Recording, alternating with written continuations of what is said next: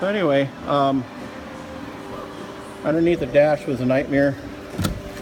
I don't know if you can see it, but there's a tab under there that was broke. Just a little piece of fiberglass cloth that was completely broken. This is the bulkhead that goes to the cabin down in here. The lighting's not that good, but anyways, all the dash and everything, I got all the switches out. The only piece of wiring is going forwards to the bow lights, and all that works fine. So I don't want to rip the entire interior part up front, so I'm going to reuse that if possible. I'm going to check it for ohms resistance. Here's my my gas tank grounding strap. I guess it was attached to this bolt right here. Here's the mounting tab, and it goes up here to the filler net. There was a speaker compartment right in here. Wasn't even bolted in. No glue, no nothing. It was just, you know, typical plywood somebody shoved in there and left it. They didn't anchor it in any way, shape, or form. But I got another one right there. I took all my speakers out of here because I got a big old giant ass Bluetooth speaker. That's way over there in the garage. That one right there. That stupid thing puts out 200 watts, which is more than enough for me. So anyway, that's what I'm going to use for speakers in the boat. I'm just going to mount one Bluetooth in here, and that's it. I guess what really made me go ballistic with this is after I got the coaming panel off the side here, it was bolted through these holes like most of them. Cables were replaced at some point. Here's the vent line for the tanks, and underneath this piece of plywood here is the gas tank. Like I said, they're pretty good sized tanks. I haven't found a label yet to the size, but I can calculate it. But what really raised concern for me was the floor. These, I don't know if you can see these moving. Basically, that's all that was holding the floor down. Was a tab there, and there's one up here, and it's broken too. There's two on each side of the entire bottom of the hole, and as you can see from the gap, it's not fitted all that well.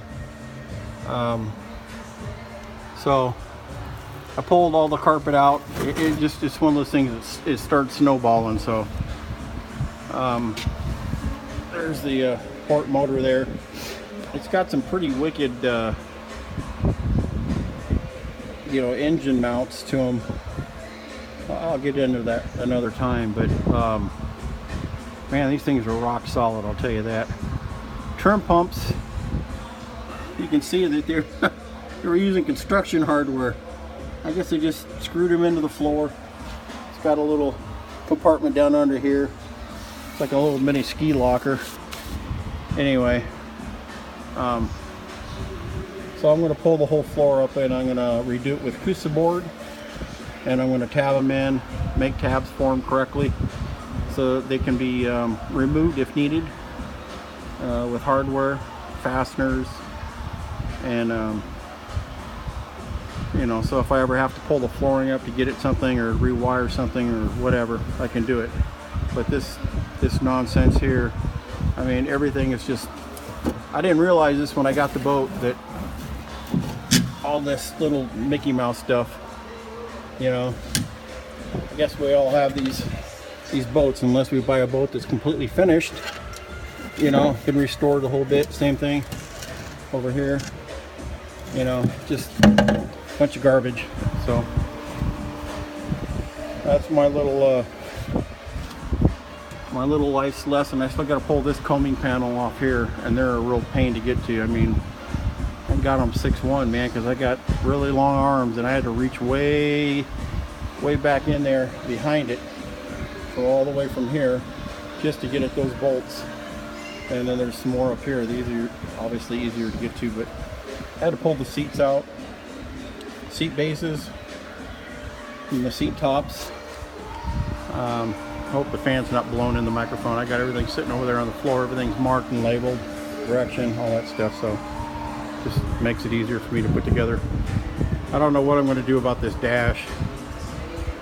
It's a real pain in the butt for me to get in and out. I'm thinking about maybe cutting it along here, and then what I'll do is I'll machine a plate at work to bolt in over the top along here. Just leave like 3/4 of an inch and make a piece of aluminum and as a stiffener, so that I can walk across this part of the deck when I walk forward.